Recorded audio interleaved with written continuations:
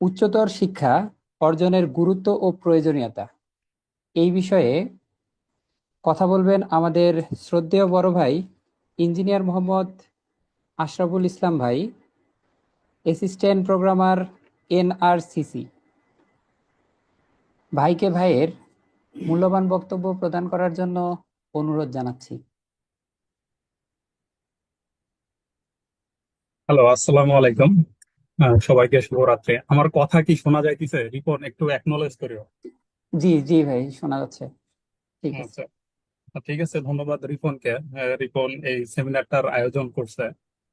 আহ, তো অনেকদিন পর আসলে কোচিং এর উদ্দেশ্যে কথা বলতে পেরে খুব ভালোই লাগতেছে আর কি। যাই হোক, একটা সুযোগ হয়েছে আর কি। তো আমি বলে রাখি হচ্ছে, আমি হচ্ছে আমাদের স্টুডেন্টদের মধ্য থেকে, অর্থাৎ যারা অ্যাডমিশনে আসতে ইচ্ছুক, তাদের মধ্য থেকে 3-4 জনের মধ্য থেকে আমি রেসপন্স আশা করতেছি আর কি। মানে তাদের কাছ থেকে রেসপন্স পাওয়া যাবে কিনা আসলে অনলাইনে বোঝা বড় মুশকিল। আসলে আমার কথা কেউ বুঝতেছে কি বুঝতেছে না, বা কেউ শুনতেছে কি শুনতেছে না। দুই একজন রেসপন্স করবেন কি, যে আমার কথা শোনা যাইতেছে কিনা স্টুডেন্টদের মধ্য থেকে? জি, বোঝা যায়। শোনা যাচ্ছে। আচ্ছা, আবু সালে নামে একজন আসলে রেসপন্স করছে, আর কেউ? জি, শোনা যাচ্ছে। আচ্ছা, মুন্ডি নামে একজন মেসেজ করছে, শোনা যাচ্ছে। আচ্ছা, ঠিক আছে, ধন্যবাদ সবাইকে।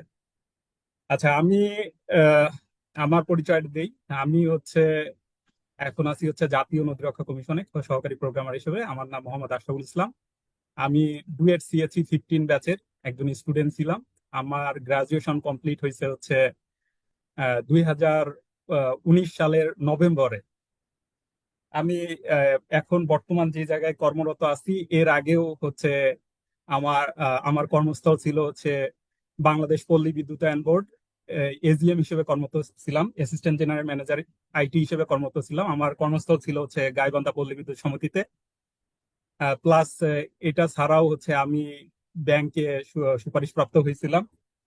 তো এগুলা মানে বলার উদ্দেশ্য একটাই, যে আসলে আমি যখন আসলে ডিপ্লোমা করছি, তখন আসলে মানে আমার মানে আমি এখন বর্তমান যে অবস্থায় আছি বা যেটা অর্জন করছি, ওই ডিপ্লোমা থাকা অবস্থায় কিন্তু কখনো আমি কল্পনাও করতে পারি নাই।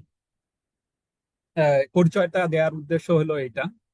আর মানে আমরা মানে মানে আমরা ম্যাক্সিমাম, আমি মনে করি যে আমাদের যারা ডিপ্লোমা ব্যাকগ্রাউন্ডের স্টুডেন্ট আছে, ম্যাক্সিমামই হচ্ছে আমার মতো, যে বুঝে না বুঝে সিদ্ধান্ত নেয়।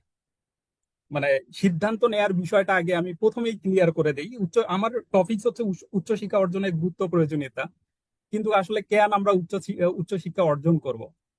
তো এই কথাটা শুরু করার আগে প্রথমেই আমি একটা কথা তোমরা মাথায় সেট করে রাখো, যে প্রত্যেকটা সিদ্ধান্তই, মানুষের প্রত্যেকটা সিদ্ধান্তই কিন্তু ওই সমসাময়িক সময়ের উপর ডিপেন্ড করবে, যে তুমি কি অবস্থার মধ্যে আসো, এখন কি অবস্থার মধ্যে আসো।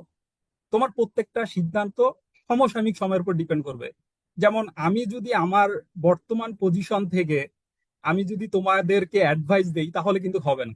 তার কারণ আমার মানে ওই 2015 সালের সিচুয়েশন আর তোমাদের এই এখন 2026 সালের সিচুয়েশন কিন্তু এক হবে না।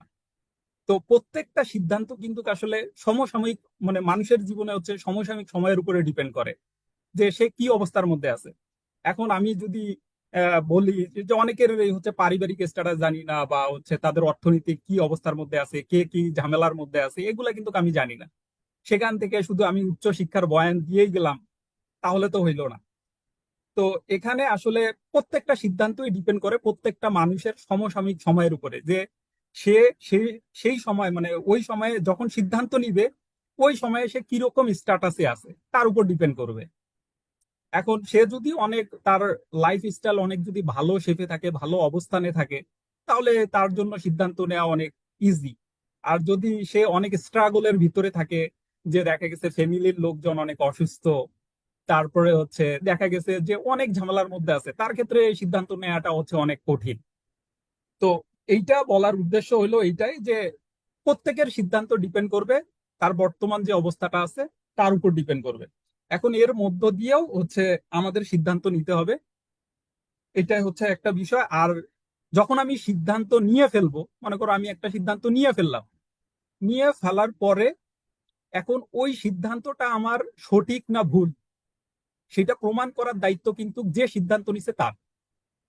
মানে যে সিদ্ধান্তটা নিবে, তুমি অনেক দিক থেকে অনেকজনের কথাবার্তা চিন্তা ভাবনা করবা, অনেকজনের কথাবার্তা ভাববা, ভাবার পরে তো আলটিমেটলি একটা সিদ্ধান্ত, তোমার সিদ্ধান্ত তুমি নিবা।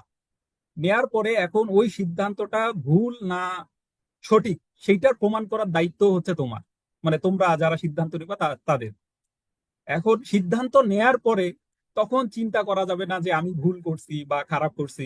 তুমি যেইটা সিদ্ধান্ত নেও কেন, মানে তুমি যাই সিদ্ধান্ত নাও, ওইটা ভালো কি খারাপ সেটার প্রুফ করার ক্ষমতা তোমার হাতেই আছে।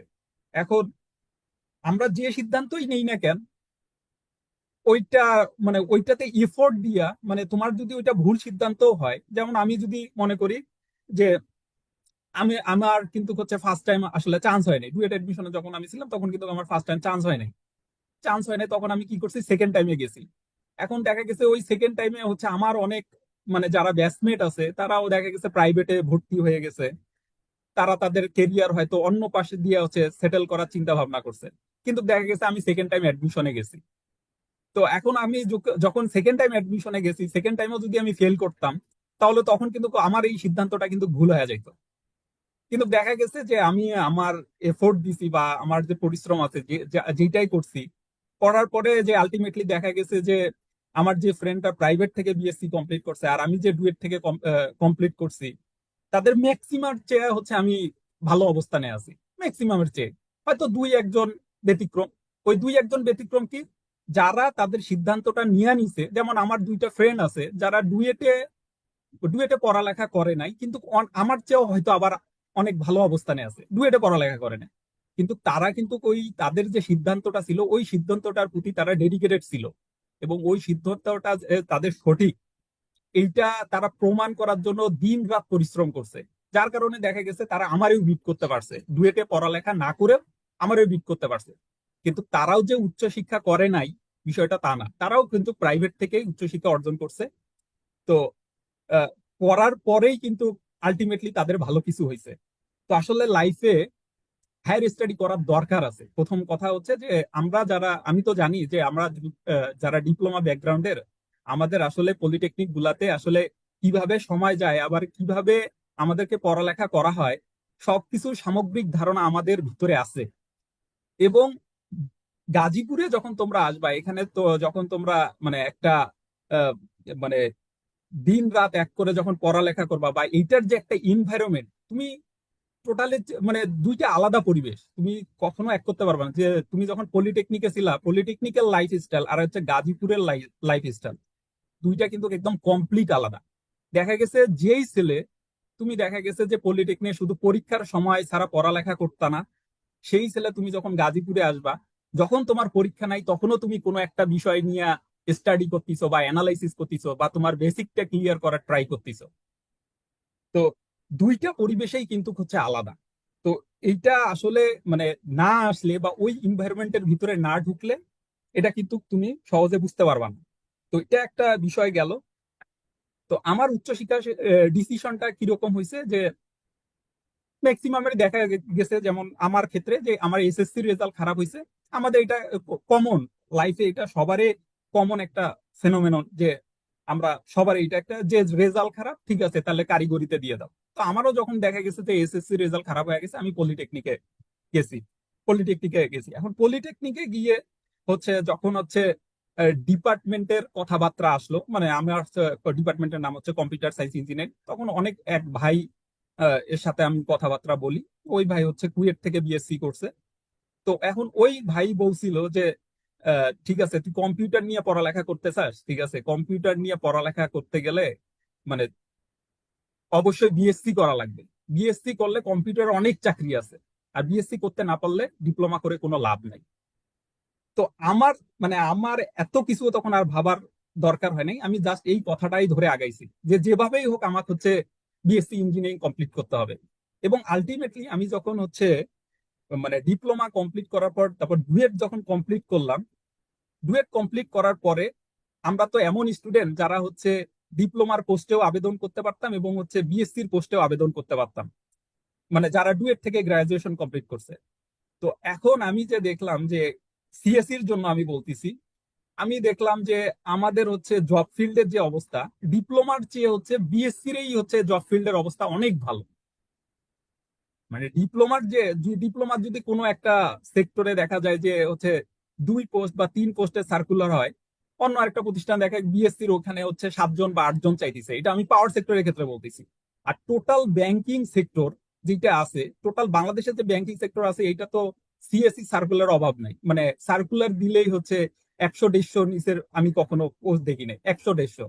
এবং আমরা যদি হিসাব করে দেখি যে এইটা তোমার যারা সিনিয়র ভাইরা আছে তাদের সাথে তুমি কথাবার্তা বলে দেখো যে কম্বাইন্ড ব্যাংক যে সার্কুলারটা দেয়, কম্বাইন্ড ব্যাংক এটা যদি হিসাব করা যায় প্রত্যেক বছরে, কম্বাইন্ড ব্যাংক তো ভেঙে ভেঙে সার্কুলার দেয়, যে প্রত্যেক বছরে দেখা যায় যে এভারেজে হচ্ছে সব যদি যোগ করা হয় 600 থেকে 700 পোস্ট থাকে।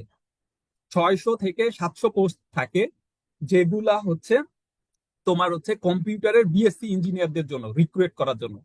এখন তুমি একটা জিনিস, যখন আমি পরীক্ষা দিছি বিএসসি ইঞ্জিনিয়ারদের সাথে কম্পিটিশন করছি, আমরা প্রত্যেক বছরে আমাদের কম্পিটিটর পাইতাম যে জেনারেল এবং টেকনিক্যাল মিলে কম্পিটিটর পাইতাম হচ্ছে 4,500 থেকে 5,000। আমার কম্পিটিটর থাকতে হয় 4,500, অর্থাৎ জেনারেল সহ। মানে এইটা অ্যাভারেজ। তুমি যখন এক সার্কুলার থেকে আরেক সার্কুলার যাবা, তো তখন দেখবা যে 4,000 থেকে 5,000। এখন আমি যদি দেখি যে আমার ডিপ্লোমা, আমার হচ্ছে প্রায় হচ্ছে পলিটেকনিক সরকারি মনে হয় এখন 39টা, এইতে হয়তো আরো বাড়তে পারে। এখন জানি না হচ্ছে আহ, আমাদের সময় ছিল হচ্ছে 2 শিফটে 40-40-80 জন, এখন মনে হয় এটা 120 পর্যায়ে 120 জনে গেছে। তো 120 করেও যদি ধরি, তাহলে আমার সারা বাংলাদেশে হচ্ছে কম্পিউটার টেকনোলজি স্টুডেন্ট ঢুকতেছে বেশি না, 5,000-এর মতো। তো আমি যদি ধরি প্রাইভেট ধরেও যদি ধরি, তো সর্বোচ্চ মনে করো এই অ্যাডমিশনে আসার মতো স্টুডেন্ট আছে, মানে এই বছর যদি আসার মতো স্টুডেন্ট আছে কম্পিউটারের কথা যদি বলি, 7,000 থেকে 8,000-এর মতো। এখন 7-8 হাজারের মধ্যে তো আর সবাই তো আসলে উচ্চশিক্ষার জন্য আসবে না। এখান থেকে হয়তো আসবে, দেখা যাবে যেমন ডুয়েট অ্যাডমিশনের কথাই বলি। ডুয়েট অ্যাডমিশনে প্রত্যেক বছর সিএসসির 120টা সিটের জন্য স্টুডেন্ট পরীক্ষা দেয় 1500 থেকে 1600 জন, মাত্র 1500 থেকে 1600 জন। কিন্তু যেখানে আমার সিট আছে হলো 120টা। আবার এখানে শর্ট লং মিলে বলছি যে শর্ট লং মিলে 1500 থেকে 1600 জন। তো এখন এর মধ্য থেকেও হচ্ছে দেখা যাইতেছে কোন মানে কেমন কিন্তু হাড্ডাহাড্ডি কম্পিটিশনও যে হয়, বিষয়টা এমন না। এবং আমি রিসেন্ট খোঁজ খবর নিছি যে আমাদের কোচিং তো 2টা ডিপার্টমেন্ট নিয়েই কাজ করে আমার জানা মতে, সেটা হচ্ছে একটা ত্রিপলি আর একটা হচ্ছে সিএসসি। ইদানিং কালে দেখা যাইতেছে যে ত্রিপলির স্টুডেন্ট অনেক কমে গেছে। ত্রিপলি স্টুডেন্ট কমার কারণ কি? ত্রিপলি স্টুডেন্ট কমার কারণ হচ্ছে যে ডিপ্লোমা সেক্টরে ত্রিপলির এখন সার্কুলার অনেক ভালো। যেমন পাওয়ার সেক্টর গুলাতে ত্রিপলি অনেক ভালো সার্কুলার, যার কারণে দেখা যায় যে আগে যে স্টুডেন্টটা লঙ্গে থাকতো ওই লঙ্গে থাকে না, শর্টে শর্টে ডুয়েট এডমিশন করার পরে সে হচ্ছে জব প্রিপারেশনের মধ্যে ঢুকে যাইতেছে। তো বিষয়টা এমন হয়ে গেছে যে আসলে এখন অ্যাডমিশনে কিন্তু আগের মতো, মানে আমি রিসেন্ট যে খোঁজ খবর নিচ্ছি যে আগের মতো স্টুডেন্ট পাই না। এটা যদি আসলে আমি ভুলও বলে থাকি, তাহলে আমার কথা শেষে এসে হয়তো রিপন গাজীপুরের আশেপাশে আছে, সে হয়তো কারেকশন করে দিবে যে আনুমানিক আসলে কত স্টুডেন্ট অ্যাটেন্ড করে। তো গাজীপুর থেকে আমি অনেক আগে বের হয়েছি, কিন্তু আমি রিসেন্ট যতটুকু খোঁজ খবর পাইছি যে অনেকটা এরকম, আগের মতো কম্পিটিশন হয় না। আমরা যখন ছিলাম তখন মাত্র 60টা সিট ছিল, এখন তো সিট অনেক বাড়াইছে, 120টা সিট করছে। তো যারা সিএসসি তে আছে, সিএসসি এবং ত্রিপলিতে যারা আছে, তো তাদেরকে আমি বলবো যে তোমরা যদি আসলে কেরিয়ারে ভালো কিছু করতে চাও, তাহলে হচ্ছে উচ্চ শিক্ষার কোনো বিকল্প নাই। সিএসসি যারা আছো তারা শুধু, সেটা তুমি প্রাইভেটে করো আছে ডুয়েটে করো, কেন ডুয়েটে করবা এটা অনেকেই বলছে যে ডুয়েট এডমিশনে কেন আসবে, এটা এই টপিক তো বলে গেছে। কিন্তু তুমি শুধু ডিপ্লোমা দিয়ে আসলে লাইফে লাইফ সার্ভাইভ করা অনেক কঠিন। একজন ডিপ্লোমা স্টুডেন্টের জন্য লাইফ সার্ভাইভ করা অনেক কঠিন, ঠিক আছে? এখন তোমার লাইফে যদি কিছু করতে হয়, তাহলে অবশ্যই তোমার এই উচ্চশিক্ষা গ্রহণ করতে হবে। সেটা হচ্ছে প্রাইভেট থেকেও তুমি করতে পারো বা ডুয়েট এডমিশনে থেকেও তুমি করতে পারো। এখন এই সিদ্ধান্তটাও তোমার ডিপেন্ড করবে সমসাময়িক সময়ের উপর, বা তুমি কি রকম ফেজে আসো তার উপর ডিপেন্ড করবে। এখন যাদের টাকা পয়সা নাই, তারা ট্রাই করবা যে হচ্ছে ডুয়েট থেকে করার, ডুয়েট থেকে করলে হচ্ছে কম টাকার মধ্যেই করতে পারবা। আর যাদের টাকার পয়সা আছে, তারা হচ্ছে চেষ্টা করবা যে প্রাইভেট কোনো একটা ভালো ইউনিভার্সিটি থেকে করার। কিন্তু যেখানেই করো না কেন, আসলে পড়ালেখাটা হচ্ছে দেহ মন প্রাণ সব দিয়ে করতে হবে। যেমন আমি তোমার একটা বলি যে তুমি দেখা গেল যে উচ্চশিক্ষার জন্য গাজীপুরে আসলা। আচ্ছা, এখানে আমার একটা কথা আছে যে প্রত্যেকটা সময় কিন্তু এক এক সময় এক এক ভাবে ভেরি করে। যেমন দেখা গেছে যে আহ, যেমন এখন তো আমরা হচ্ছে এআই এর যুগে প্রবেশ করছি আর কি। তো এআই এর যুগে একটা সাধারণ একটা তোমাদের বিষয় বলি যে আমাদের যে কম্পিউটার সায়েন্স ইঞ্জিনিয়ারিং যেমন হচ্ছে ওয়েব ডিজাইন এন্ড ডেভেলপমেন্ট, দেখা গেছে একটা ওয়েব অ্যাপ্লিকেশন আমার দাঁড় করাইতে কোনো একটা কোম্পানিতে দেখা যাইতো যে 5 জন রে হায়ার করা লাগতো। দেখা গেছে যে একটা ওয়েব অ্যাপ্লিকেশনে কেউ ইউএক্স ইউআই ডিজাইন করতো, কেউ ফ্রন্ট এন্ডের কাজ করতো, কেউ ব্যাক এন্ডের কাজ করতো, আবার কেউ হচ্ছে ডেপ্লয়মেন্ট নিয়ে কাজ করতো, কেউ আবার টেস্টিং এর কাজ করতো। তো দেখা গেছে একটা কোম্পানিতে আমার হচ্ছে দেখা গেছে একটা ওয়েব অ্যাপ্লিকেশন বানানোর জন্য 5 জন লোক লাগতোই। কিন্তু এআই আসার কারণে কি হয়ে গেছে যে এআই আসার কারণে দেখা গেছে যে সেখানে আমার 2 জন লোক আসলেই কিন্তু হয়ে যাইতেছে। 2 জন লোক আসলেই কিন্তু আমি একটা ওয়েব অ্যাপ্লিকেশন দাঁড় করাইতে পারবো। আর বাদ বাকি যে কাজটা সেটা কিন্তু অটোমেশন হয়ে গেছে। তো যুগের সাথে সাথে স্ট্র্যাটেজি প্ল্যান যাই বলো না কেন সবকিছুই কিন্তু চেঞ্জ হয়ে যাবে। যেমন আমি যে উদ্দেশ্য বা পরিকল্পনা নিয়ে আগাইছি, তোমাদের ক্ষেত্রে ওই উদ্দেশ্য বা পরিকল্পনা এক নাও হইতে পারে। তো এই জিনিসটাও তোমাদের খেয়াল রাখতে হবে। তুমি যদি ডুয়েট এডমিশনেও আসো, মনে করো ডুয়েট এডমিশনে আসো, একবারে চোখ কান বন্ধ করে শুধু অ্যাডমিশনের জন্যও থাকলাম, বিষয়টা বর্তমান যুগে একবারে কিন্তু ঠিক হবে না। যে তুমি ডুয়েট এডমিশনের জন্য পড়ালেখা করো, তোমরা একমি কোচিং এর আন্ডারে তোমরা থাকলে বুঝতে পারবা যে অ্যাডমিশনের পড়া কতটুকু বা সিলেবাস কতটুকু। যেমন আমাদের সিএসই এবং ত্রিপলি এদের ডিপার্টমেন্ট যে খুব বেশি পড়া লাগে এমন না। তোমরা যখন কোচিং এ আসবা তখন ভাইরা কিন্তু তোমাদেরকে স্পেসিফিক বলে দিবে কোন কোন টপিকস গুলা বেশি ইম্পর্টেন্ট, কোন কোন টপিকস থেকে বিগত সালে ফ্রিকুয়েন্টলি কোশ্চেন আসছে। তাহলে আমি ওই জিনিসগুলা পড়বো এট এ টাইমে। মানে আমি যেটা বলবো যে একবারই চোখ কান বন্ধ করে ডুয়েটের জন্য ডেডিকেটেড থাকা, এই যুগটা মনে হয় এখন নাই। এখন তোমার যেটা করতে হবে, তোমার একটা কম্বাইন্ড প্রিপারেশনের মধ্যে থাকতে হবে। যদি যেহেতু আগে দেখা গেছিল ডুয়েটে যারা আসছিল তারা হচ্ছে শর্ট টাইমের জন্য আসছিল, যে 3 মাস বা 4 মাসের জন্য আসতো। এখন দেখা গেছে যে ডুয়েট এডমিশনে আসলে একটা স্টুডেন্ট মিনিমাম 1 বছরের মতো সময় পায়। তো 1 বছর কিন্তু আসলে ওইভাবে লাগে না। ঠিক আছে, তোমরা কেউ যদি ভালোভাবে পড়ালেখা করে বা একটা রুটিন মাফিক পড়ালেখা করে 1 বছর কিন্তু লাগে না। বা স্পেসিফিক যদি টপিকস ধরে ধরে পড়ালেখা করে কোন টপিক বা একটু অ্যানালিসিস করে যদি পড়ে তাহলে কিন্তু লাগে না। তো আমি অ্যাডমিশনও পড়লাম, পড়ার পরে যে তোমার যে মানে এখানে হচ্ছে প্রাইমারি সেকেন্ডারি, প্রাইমারি টার্গেট তোমার থাকবে হচ্ছে ডুয়েট। তার সাথে তুমি যেটা করতে পারো, তোমাকে জব প্রিপারেশনে নিতে হবে বিষয়টা এমন না। এটা প্রিপারেশন নেওয়ারও কিছু টেকনিক আছে। যে দেখা গেছে আমি প্রাইমারি ধরছি হচ্ছে ডুয়েট এডমিশন, একই সাথে সাথে আমি চিন্তা ভাবনা করব যে আমি যখন যখন আমরা মেসে আসবো, মেসে আসলে তো হচ্ছে আমার বাজার খরচ করা লাগে। তো আমি যখন বাজার খরচ করতে যাব তখন মামার কাছে আমি ওই সবজির হিসাবটা আমি পাই টু পাই হচ্ছে মানে ম্যাথ ক্যালকুলেশন। জব প্রিপারেশনে তো আমার ছোট ছোট ম্যাথ গুলা ক্যালকুলেশন লাগে। আমার এখানে তো জব প্রিপারেশনে ইন্টিগ্রেশন ডিফারেন্সিয়েশন থেকে হচ্ছে আমার ম্যাথ আসে না, এখানে ছোট ছোট হিসাব নিকাশ। তো আমি যখন মেসে থাকবো, মেসে থাকা তখন মেসে আমার বাজার করা লাগবে। তো বাজার করতে গেলে আমি মুখে মুখে আমার হিসাব নিকাশ ক্যালকুলেশন করি যে মামা কত কত টাকা হয়েছে। মামা চোখ বন্ধ করে বলো যে মামা আপনার হচ্ছে 200 টাকা হয়েছে। তো চোখ বন্ধ করা তো তোমার ওইটা বিশ্বাস করার দরকার নাই, তুমি হিসাব করো যে তুমি কি কি নিছো, এবং প্রত্যেকটা হিসাব নিকাশ তুমি মুখে মুখে করো। তাহলে মুখে মুখে তাহলে তোমার আলাদাভাবে কিন্তু জব প্রিপারেশন, আমি বলতেছি তোমার এখানে প্রাইমারি উদ্দেশ্য হচ্ছে ডুয়েট এডমিশন। একই সাথে সাথে তুমি তোমার চোখ কানটা খোলা রাখো। তুমি যখন বাজারে যাবা তোমার হিসাব নিকাশ, তোমার যে দৈনন্দিন হিসাব নিকাশ সেটা তুমি মুখে মুখে করো। তাহলে যখন তুমি জব প্রিপারেশনে যাবা, তুমি যদি ডুয়েট এডমিশনেও ফেল করো, তুমি যদি যখন হচ্ছে জব প্রিপারেশনে যাবা তখন দেখবা যে তুমি অনেকের চেয়ে আগায় থাকবা, বা অনেক জিনিস তোমার করা লাগবে না। তার কারণ হচ্ছে তুমি মুখে মুখে অনেক ক্যালকুলেশন তুমি করতে পারো এট এ টাইমে। তোমার দেখা যাবে যখন তুমি গাজীপুরে আসবে 1 বছর 1.5 বছরের জন্য, তুমি সমসাময়িক বিষয়গুলো খোঁজ খবর রাখো। এখন দেখা যায় মেসে গেলেই আমরা এর সাথে আড্ডা দিই, ওর সাথে আড্ডা দিই, বিভিন্ন বিষয় নিয়ে আলোচনা করি। তাহলে তুমি ওই সময়টা যে বিশ্বের মধ্যে আমার কি করতেছে, জিকে নিয়ে একটু পড়ালেখা করো আধা ঘন্টা 1 ঘন্টা। এগুলো তো আমরা দেখা গেছে যে মেসে থাকতে গেলে মেয়েদেরকে নিয়ে খুব বেশি আলোচনা করি, বা এ কি করতেছে, এ ওর লাইফে কি করতেছে, আমি তো চালাইছি, মেসও চালাইছি, আমি তো জানি যে মেস গুলাতে কি চলে। তো আমি ওইগুলো আলোচনা না করে আমার যে প্রোডাক্টিভ যে বিষয়গুলো আছে, যে বিশ্বের মধ্যে কি চলতেছে বা দেশের মধ্যে কি চলতেছে, আমি আমার এই বিষয়গুলো নিয়ে আলোচনা করি না কেন, বা জিকে নিয়ে আলোচনা করি না কেন।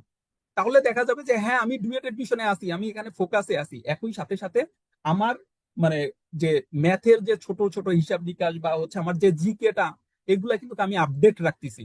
যখন আমি আপডেট থাকতেছি যে আমার একটা প্ল্যান যদি ফেইলও করে, পরের আমার যে উদ্দেশ্য আছে, যে প্ল্যানটা আছে, ওইটা কিন্তু আমার এক্সিকিউট করতে খুব বেশি একটা টাইম লাগবে না। তো তখন দেখা যাবে যে আলটিমেটলি তুমি গাজীপুর থেকে কিছু না কিছু নিয়ে আসতে পারবা, বা কিছু না কিছু নিয়ে বের হইতে পারবা। ঠিক আছে? তো এই জিনিসগুলা মানে বর্তমান যুগের পার্সপেক্টিভে আমি যদি বলি যে শুধু একটা জিনিসে নিয়ে পড়ে থাকার কোনো মানে হয় না। ঠিক আছে? আর ডিপ্লোমাতে যারা আছো, আমি অবশ্যই বলবো, মানে প্রথম কথা হচ্ছে যারা প্রাইভেটে চলে যাবা তারা কিন্তু ওই গাজীপুরের ইনভায়রনমেন্টটা তোমরা বুঝতে পারবা না, তোমরা এটা কমপ্লিট মিস করবা। এবং তোমার লাইফ অ্যাজ ইউজুয়াল যেই রকম দেখা গেছে যে ওই পলিটেকনিকে চলছে, তুমি যদি একটা প্রাইভেট ইউনিভার্সিটিতেও তুমি যদি ভর্তি হও, ভর্তি হয়ে যদি তুমি উচ্চশিক্ষা গ্রহণ করো, তোমার লাইফ পলিটেকনিকেও যেমন গেছে, ওই বিএসসি করতেও তোমার লাইফ এইভাবে যাবে। তখন আলটিমেটলি দেখা যাবে যে তুমি প্রাইভেট থেকে একটা বিএসসি করতেছো, আলটিমেটলি তোমার কিছুই হইতেছে না, তো তোমার শুধু টাকা ওয়েস্ট হইতেছে।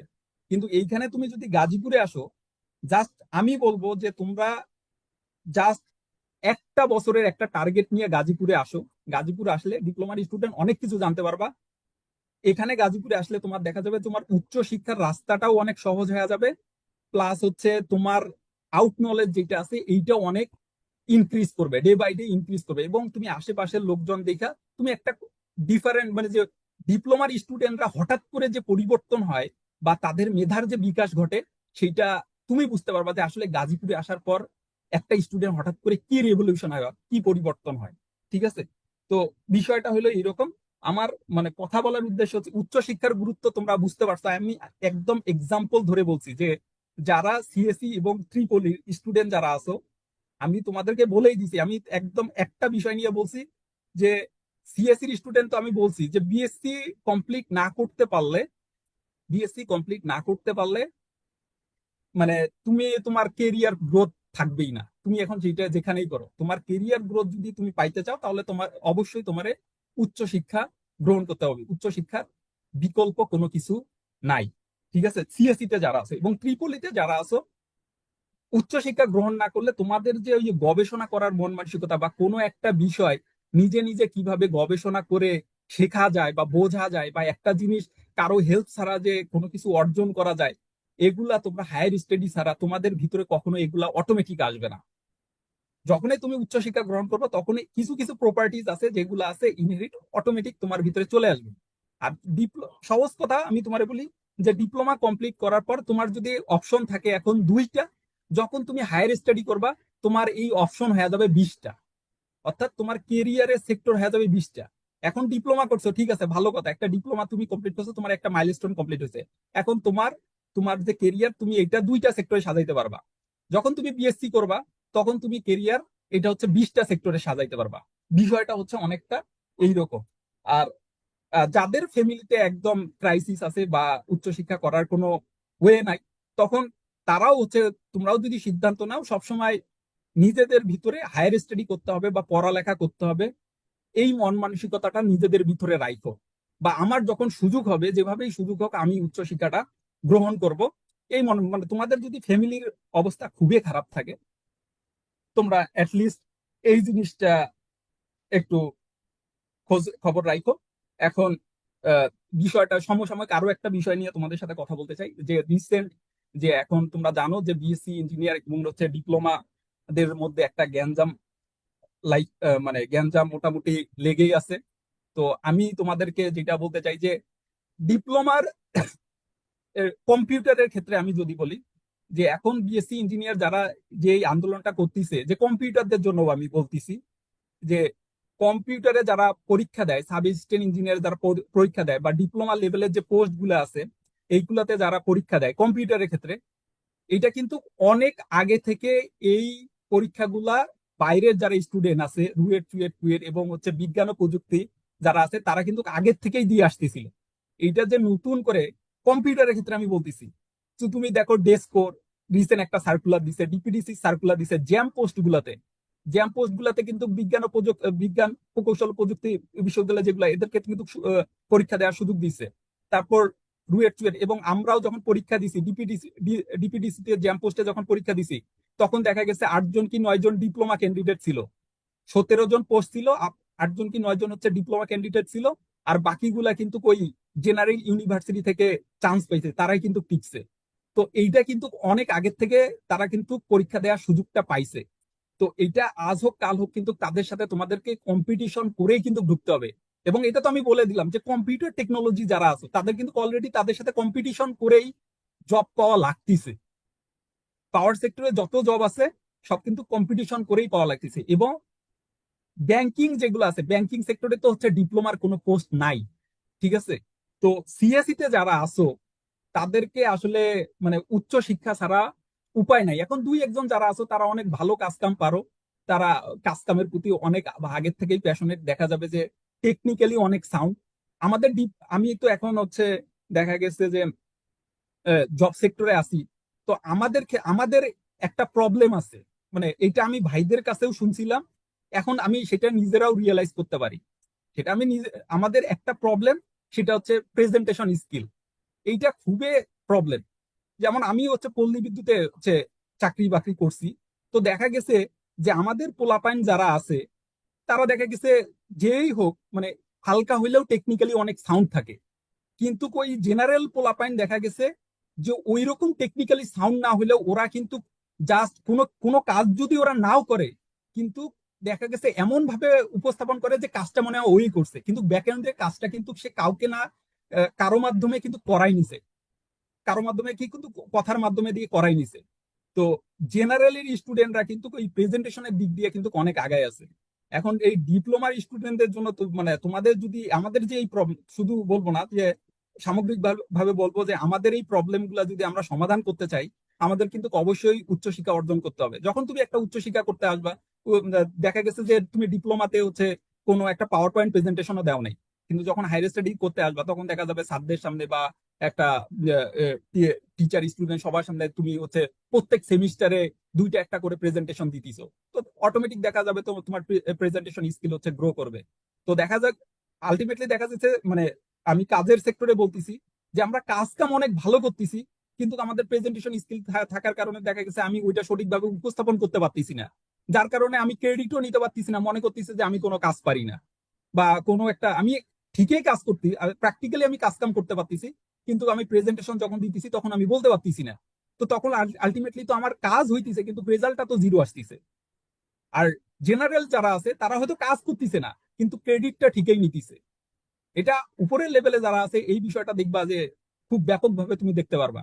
তো আমি কিন্তু যতটুকুগুলা এক্সাম্পল দিছি আমি কিন্তু একদম প্র্যাকটিক্যাল এক্সাম্পল দেওয়ার ট্রাই করছি, যে তুমি হচ্ছে জব ফিল্ডে যাও, তোমার উচ্চ শিক্ষা করার দরকার আছে, না হলে তুমি তোমার লাইফ এক জায়গায় একদম স্ট্যাক হয়ে থাকবে, তোমার লাইফের আর কোনো মানে ইমপ্রুভ হবে না। ঠিক আছে, 2-1 জনের ক্ষেত্রে ব্যতিক্রম হইতে পারে। আর একটা হচ্ছে যে তোমার প্রেজেন্টেশন স্কিলটা বা হচ্ছে বহির্বিশ্বে বা তুমি হচ্ছে তোমার কর্মক্ষেত্রে তোমার স্কিল, প্রেজেন্টেশন স্কিল যদি তুমি বাড়াইতে চাও তাহলে অবশ্যই তোমার উচ্চশিক্ষা অর্জন করার দরকার আছে। আমি মানে স্পেসিফিক একদম প্র্যাকটিক্যালি 2-3টা কথা বলে আমি আমার আহ, আহ, বক্তব্য এখানেই শেষ করতে চাইতেছি। তোমাদেরকে সবাইকে ধন্যবাদ আমার কথা শোনার জন্য। এখন মানে আমি এতক্ষণ বলছি কোনো ফিডব্যাক নেই নাই, আমি স্টুডেন্টদের মধ্য থেকে 2-1 জনের মধ্য থেকে জানতে চাই যে তোমরা আমার পয়েন্ট গুলা ধরতে পারছো কিনা।